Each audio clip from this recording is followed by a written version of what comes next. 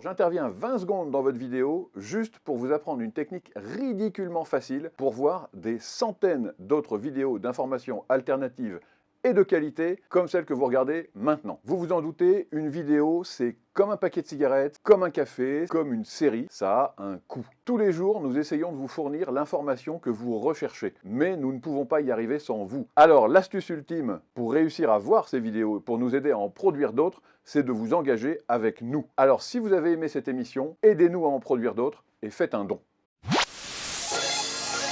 7h, 10h sur Radio Courtoisie, suivez la ligne droite. Bonjour Gabriel Cluzel. Bonjour Maude, comment allez-vous? Mais très très bien, et vous? Parfait. Alors vous allez nous parler de la loi immigration et du grand cirque à l'Assemblée lors de son vote, avec cette question centrale: y a-t-il, comme en Inde, des castes à l'Assemblée nationale et les députés font-ils partie des intouchables? Oui, bonjour chers auditeurs qui avaient sans doute regardé ce grand cirque mardi soir. On peut se poser la question, les députés RN sont-ils des Dalits, des intouchables, des parias? Sont-ils atteints de la peste bubonique ou radioactif? Leur vote est-il hautement contaminant puisqu'il transforme l'or de la victoire en plomb? Dans ce cas, ne serait-il pas plus prudent de leur réserver à l'Assemblée un couloir de circulation isolé et de recommander aux autres de porter un scaphandre et une combinaison de protection dans l'hémicycle? Un postillon est si vite arrivé. Mais oui, sitôt que la vote de la loi est tombée, les calculatrices se sont agitées, posant des problèmes d'arithmétique dignes du CM1.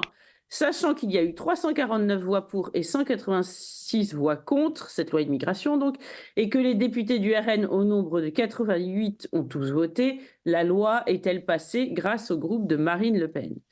Alors, pour atteindre la majorité absolue 268, il faut les voix du RN, mais celle-ci n'est pas nécessaire pour que la loi passe. Une majorité relative suffit. De 349 à 186, l'écart est suffisamment important pour se passer des 88 votes RN.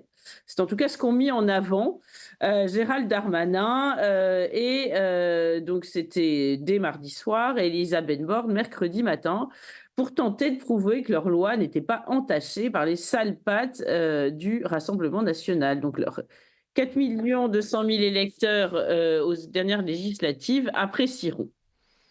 Sauf que tous deux oublient de dire un petit détail. Naturellement, si le RN avait voté contre cette loi, la loi aurait été retoquée. Oui, bref, donc on peut tourner l'affaire dans tous les sens. C'est bien le bon vouloir du Rassemblement national qui l'a sauvée. Exactement. Alors, c'est pour ça que Gérald Darmanin n'a pas ménagé ses efforts pour tenter de dissuader les députés RN de voter favorablement à sa propre loi.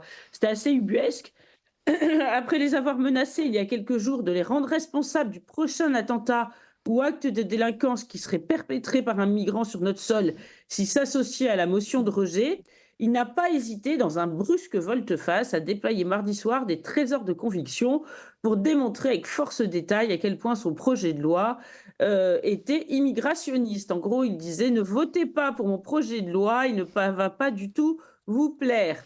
Et au risque de semer un sérieux trouble chez tous les téléspectateurs qu'ils regardaient, médusés, tempités sur leur petit écran, et qui, eux, espéraient une loi précisément tendant à juguler l'immigration.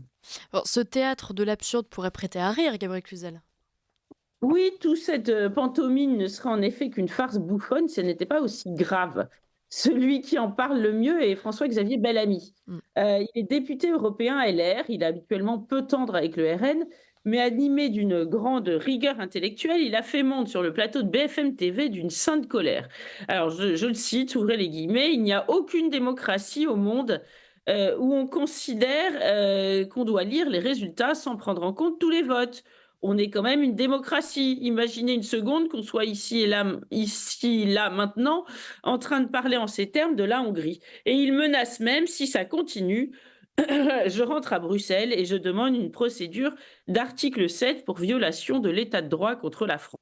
Ce sera assez cocasse. Alors, de fait, on peine à comprendre. Il y aurait donc dans cette assemblée des députés à deux vitesses. Certains d'entre eux sont en carton, ils sont des sortes de pots de fleurs, assignés à vote surveillé, qui n'ont pas le droit d'aller mêler leur voix comme bon leur semble à celle des autres. Alors, personne n'a pensé à prévenir les 4 200 000 Français, je les évoquais tout à l'heure, ayant glissé un bulletin de vote RN au premier tour des dernières législatives, que dans une discrimination électorale caractérisée, leur voix ne pèserait pas le même poids que celle des autres, qu'ils ne seraient représentés que par des sous-députés aux prérogatives limitées. Alors, vous savez, au lendemain de ce vote épique, tous les médias bruissent de ce qu'ils appellent une grande crise politique, mais c'est plus fondamentalement une immense crise démocratique. Et vous voyez, on l'a pu le constater hier en regardant Emmanuel Macron. Il ne pense qu'à ça, il n'a qu'un objet d'obsession, un sujet de préoccupation, c'est Marine Le Pen.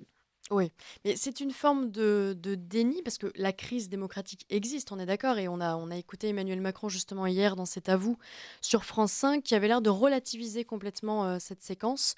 Je ne suis pas certaine qu'il ait vraiment été interrogé sur la séparation des pouvoirs d'ailleurs. En tout cas, il n'y a pas vraiment répondu, mais il y a quand même un problème avec ça.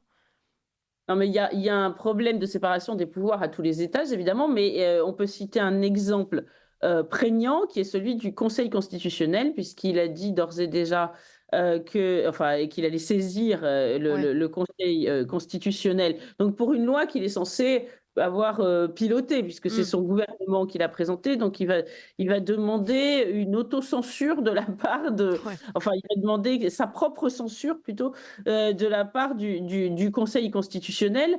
Donc, on sait que cette loi sera abolie aux entournures et que sans doute, il n'en restera pas grand-chose à la fin. Et on peut déjà, vous en conviendrez, convenir qu'il n'y avait pas grand-chose de toute façon dans son contenu initial. Mais là, il y aura encore moins à la sortie. Mais non content de prévoir ce polissage par le Conseil constitutionnel, il l'appelle de ses voeux, donc c'est extrêmement Mm. problématique. Une drôle de conception de la démocratie. Merci beaucoup, Exactement. Gabrielle Cluzel. Je rappelle que vous êtes directrice de la rédaction de Boulevard Voltaire et normalement, on se retrouve dans 2 semaines, si je ne me trompe pas. Je crois qu'il y a Très les bien. vacances entre-temps. Je vous souhaite un joyeux Noël. Joyeux Noël. Au revoir, Maud.